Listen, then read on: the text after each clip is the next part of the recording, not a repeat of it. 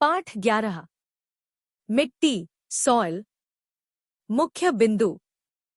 मिट्टी का स्वरूप बनना, ऊपरी सतह के भाग, मिट्टी के प्रकार, मिट्टी तथा फसलें, मिट्टी की विभिन्न परतें। मिट्टी पृथ्वी की सतह की सबसे ऊपरी परत है। यह हमारे लिए बहुत उपयोगी है। यह पौधों की जड़ों को जकड़े रखती है। यह पौधों के विकास के लिए जल तथा खनिज लवण भी प्रदान करती है। मिट्टी का स्वरूप बनना। हमारे जीवन के अस्तित्व के लिए मृदा, मिट्टी की आवश्यकता जल, वायु आदि की तरह ही महत्वपूर्ण है। पौधे भूमि में ही उगते हैं और सभी जलीय व स्थलीय प्राणी इन्हीं पौधों पर निर्भर है। आरंभ में पृथ्वी आग का एक गोला थी। ठंडी होने पर इसके ऊपर की गर्म चट्टानों पर वर्षा का जल पड़ने से यह टूटकर मिट्टी या महीन रेत के रूप में बदल गई। पृथ्वी की सबसे ऊपरी सतह को मिट्टी कहा जाता है। इससे हम सभी परिचित हैं। पृथ्वी पर पेड़ पौधे आदि नष्ट होकर उनके अवशेष मिट्टी में मिल जाने से मिट्टी उपजाऊ बन गई। सड़े गले पौधे तथा जीव जंतुओं के शरीर मिट्टी में मिलकर ह्यूमस नामक पदार्थ उत्पन्न करते हैं, जिससे मिट्टी उपजाऊ बन जाती है। मिट्टी के प्रकार। मिट्टी विभिन्न प्रकार की होती है। विभिन्न स्थानों पर अलग अलग प्रकार की मिट्टियां पाई जाती है। पथरीली मिट्टी।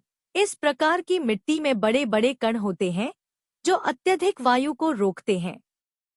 यह जल को नहीं रोक पाती, अतः यह पौधों के विकास के लिए अच्छी नहीं होती। रेतीली मिट्टी। इस मिट्टी में रेत के कण अधिक होते हैं, उसे रेतीली मिट्टी कहते हैं। इसके कण छोटे छोटे होते हैं। यह मरुस्थलों, समुद्र तटों तथा नदियों के किनारे पाई जाती है। इसका रंग सफेद बादामी होता है। इस मिट्टी में जल सोखने की क्षमता कम होती है।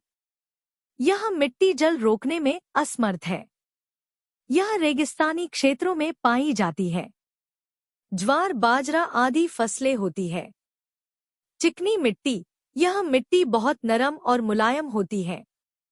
यह मिट्टी बर्तन, ईंट तथा मकान बनाने के काम में लाई जाती है। तालाब, नदी आदि के किनारे चिकनी मिट्टी पाई जाती है।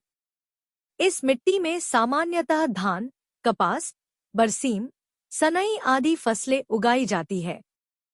चिकनी मिट्टी के कण छोटे छोटे होते हैं और बालू की मात्रा कम होती है। दोमट मिट्टी। यह ऐसी मिट्टी है जिसमें रेत तथा चिकनी मिट्टी दोनों होती है। इसमें पौधों के प्रयोग के लिए पर्याप्त जल तथा वायु होती है। यदि इसमें खाद मिला दी जाती है तो यह पौधों के विकास के लिए सर्वोत्तम मिट्टी बन जाती है। काली मिट्टी। यह मिट्टी काले रंग की होती है। इसमें राख की मात्रा अधिक होती है। इसमें धान, कपास आदि फसलें उगाई जाती हैं। जलोढ़ मिट्टी। नदियों द्वारा लाई गई मिट्टी जलोढ़ मिट्टी कहलाती है। इसके कण बहुत बारीक होते हैं। इसमें धान, तरबूज, लौकी, तोरई इत्यादि फसलें उगाई जाती हैं। मिट्टी की विभिन्न परतें। यदि हम एक गहरा गड्ढा खोदकर देखें तो पाएंगे कि मिट्टी कई परतों से बनी होती है। इसकी निम्नलिखित परतें हैं। भूमि की सबसे ऊपरी परत जो काली मिट्टी से बनती है 20 सेमी 0 से 25 सेमी 0 गहराई तक मिलती है। यह मिट्टी काफी मुलायम एवं उपजाऊ होती है। अधिकतर पौधों की जड़ें इसी तह में उगती हैं, अर्थात सभी छोटे छोटे पौधों की जड़ें इसी तह में होती है। ऊपरी परत के नीचे स्थित यह परत अवमृदा कहलाती है। यह परत ऊपरी परत की अपेक्षा मोटी तथा कठोर होती है। इसका रंग भूरा तथा लाल और इसमें रेत व कंकड़ अधिक मात्रा में मिलते हैं। इस मिट्टी में केवल वृक्षों तथा पौधों की जड़ें ही पहुंच पाती है। मध्य परत के निचली सतह को चट्टानीय परत कहा जाता है। इसका ऊपरी भाग छिद्र रहित व चट्टान रहित होता है। वर्षा का जल भूमि में नीचे पहुंचकर इसी परत पर जमा होता जाता है। ऊपरी सतह के भाग। ऊपरी सतह के भाग निम्नलिखित है। 1. चिकना कंकड़। 2. रेत। 3. चिकनी मिट्टी। 4 खाद। 5 जल। 6 वायु। क्रियाकलाप 1 जार में बगीचे से कुछ मिट्टी लें तथा उसमें कुछ जल मिलाएं। इसे अच्छी प्रकार हिलाएं तथा मिट्टी को नीचे बैठने दें। अब आप जार में विभिन्न परतें देखेंगे। सबसे निचली परत चिकने कंकड़ की होगी। उसके ऊपर रेत तथा चिकनी मिट्टी के बारीक कणों की परत होगी।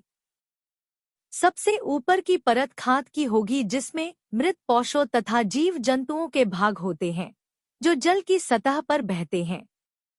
यह दर्शाता है कि मिट्टी में चिकने कंकड़, रेत, चिकनी मिट्टी तथा खाद होती है। क्रियाकलाप 2 जार में बोरी मिट्टी लें। इसका ढक्कन बंद करके इसे सूर्य के प्रकाश में रख दीजिए। कुछ देर बाद आप देखेंगे कि जल की छोटी छोटी बूंदें जार की भीतरी सतह पर आ जाएंगी। यह दर्शाता है कि मिट्टी में जल होता है। क्रियाकलाप 3 एक जार में थोड़ी मिट्टी लीजिए। इसमें जल भर दीजिए। आप वायु के बुलबुलों को बाहर आता हुआ देखेंगे। इससे सिद्ध होता है कि मिट्टी के कणों के बीच वायु उपस्थित होती है। मिट्टी तवा फसलें। अलग अलग प्रकार की फसलें अलग अलग प्रकार की मिट्टी में उगती हैं, परंतु फसलों को अच्छी प्रकार से उगाने के लिए मिट्टी में खाद होनी चाहिए, क्योंकि खाद मिट्टी को बहुत उपजाऊ बनाती है। इसी कारण खाद को मिट्टी में मिलाने के लिए किसान मिट्टी में हल चलाते हैं तथा माली मिट्टी को खोदता है। खाद गाय के गोबर, सूखी पत्तियों आदि से बनती है। याद रखने योग्य, मिट्टी पृथ्वी की सतह पर सबसे ऊपरी परत है। रेतीली मिट्टी जल रोकने में असमर्थ है। चिकनी मिट्टी बर्तन, ईंट व मकान बनाने के काम में लाई जाती है। दोमट मिट्टी पौधों के विकास के लिए सर्वोत्तम मिट्टी होती है। ऊपरी सतह खाद, चिकनी मिट्टी, रेत, वायु तथा जल से मिलकर बनती है। मिट्टी को उपजाऊ बनाने के लिए इसमें खाद मिलाई जाती है।